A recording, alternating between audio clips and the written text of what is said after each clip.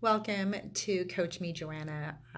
Every Thursday, we chime in here to answer some questions, move the needle for you, really help things take place for you in the real estate investing world. So today's question is, well, it wasn't a question. It was a statement. Joanna, I'm afraid to talk to the seller. I just don't know what to say. And so I wanted to do a little coaching around that. And I can imagine that, she's not the only one. And that Kim, by the way, hi, Kim. Anyways, she was wondering, like, okay, well, do I say this? Do I say that? What do I say? And to that, I have to say, first of all, let's just say hello. And if you guys are chiming in live, go ahead and say hello to me. Let me know where you're coming in from. And of course, if you're watching the replay, hit hashtag replay. I'd love to circle back around and say hello and see who's watching and see how I can serve. So here on Bottom Line Wealth, Real Estate Investing Network, we're all about, real estate investing being the ultimate retirement program, right? How to retire early through real estate investing. And that's where my Facebook group is that we'll be doing, that we do weekly trainings in, and we'll be doing some more intensive trainings coming up. So if you're interested in that, let me know. Just type training in the comments. I'll make sure to circle back and get you, or you can send me a DM. Either way, I'm here for you. And I'm actually putting together my calendar for making sure that I can get out there and serve you guys. So those of you that don't know me, my name is Joanna Wright, founder of Bottom Line Wealth, and I help entrepreneurs build wealth in real estate and keep more of the money they make. Why is that so important? I want to really dive into our question and statement today, but it's super important that you guys understand our economy, how it is. You really need to take it in your own hands, and real estate is one of the safest assets that you can acquire out there and build wealth with. Pretty simply, right? Pretty simply. At least it has for me and most people I know. The hardest part is getting started.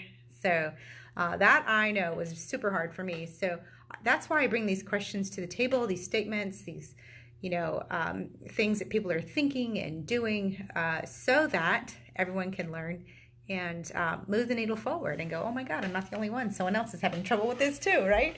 So anyways, today's statement about, not what I'm afraid to talk to the seller. And what am I supposed to say? And I set my students up so that they know exactly what to say. They have a script. And with a script, I mean, it's some basics, right? You take it and you make it your own, because we all speak differently, and not every seller's you're not gonna sit there and go, hi, my name is, like, you don't read the script, right? You run through it a couple of times, get familiar with it, and you go, okay, well, this is how I would say this, right?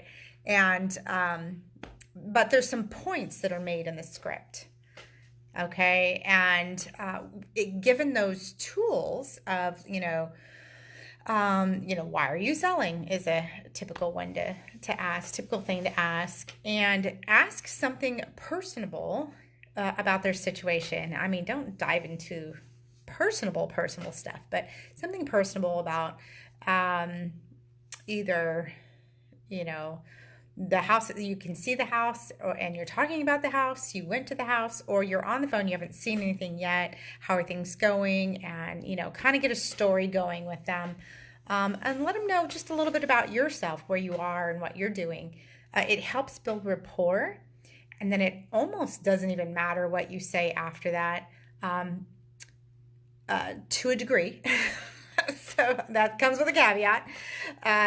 It almost doesn't matter what you say, because you're building rapport and people want to hear and work with you because you listened to them and their story, right? So that's a big deal. I've had investors say to me that, well, this isn't a deal. This isn't a deal. This isn't a deal. And I mean, just left and right. And I'm going, hey, well, what did the seller say? Oh, well, I didn't talk to the seller because the numbers don't work out. It was a listed property and they ran the numbers. It doesn't work out. And I'm like, well, Maybe if you talk to the seller and got the story of the property. And this is so important. This is why I'm bringing this to the table today, because if you're not speaking to sellers, you're wasting your time. You need to be able to speak to them. Now, of course, if they're out, like maybe it's a for sale by owner and they want 200,000 and the whole area is worth 60,000. Well, something's wrong there, right? Like they're not being realistic. There are some non-realistic sellers out there. I get it. And that was probably more his point of not wanting to talk to the seller. But I think the bigger deal here is that that particular student didn't want to talk to the seller because he didn't feel like the numbers worked out. And I think he was making that an excuse to not talk to the seller, because people people would rather die than give a eulogy, right? Or speak in public or, anything like that. They'd rather be the one in the casket rather than the one giving the eulogy, right? Let me say that again. I think I got my phone interrupted here. They would rather be the one in the casket than the one giving the eulogy. So it's pretty freaky to like stand up and talk in front of people and whatnot. And I get it. I was the same way. I was a wallflower for years. I would hide in a corner and, be in a 500-person networking meeting and say hi to 2 people. I'm like, well, this is not working for me. So I really had to come out of my comfort zone and, actually speak to people, speak to sellers and understand their situation. Because what I realized over the years, and I've been doing this for over 20 years, what I've realized is that according to their story, you can really finagle it to fit their situation. And I say that with a little bit of a caveat, a little bit of hesitation, only because if you're not experienced enough, you may not know or understand what those things could be. And this is what my students work with me for, because they get that coaching around how can we make this one work? And we're not pushing numbers to make it work. We're pushing the situation to make it work. And so a couple of things that you're going to want to do when speaking to the seller, because ultimately that's the only reason you're afraid, is because you just don't know what to say. If you knew what to say, the phone wouldn't feel like 1,000 pounds, right? So if you get on the phone with somebody, just say you're an investor looking in the neighborhood, and however you found the lead. So I have a REI generator system, lead generator system. So my students can put in a list of leads that they get.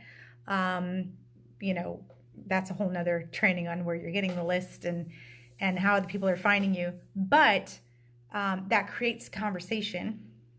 So they get on the phone and they're like, okay, well, there's a seller lead sheet that I give them so that they can know the right questions, square footage, bedrooms, generic information. And then also, liens and mortgage information and their story. Why are they selling? What's going on? Is it a pre-foreclosure? Is it what's going on, right? So once you know that, then you know what you can, how you can run the numbers, right? So a lot of people hesitate picking up the phone to begin with because they're like, I feel like I need to have all the answers right now. And you don't. You're there to ask questions and get answers so that you can make an offer. You can't just offer right out the bat without knowing any detail. So take a little bit of that with a grain of salt. I know it's tough talking to new people sometimes, but definitely if you get a hold of a seller, whether you're putting a note on the door, you got a list from a provider, or someone referred you to a place, a wholesaler gave you something, get to know the story of the seller, connect with them, and know, hey, why are you selling, right? It's pretty simple. And you just let them talk. And that's less that you have to figure out what to say if you just shush your mouth. You got 2 ears, 2 eyes for one purpose, right?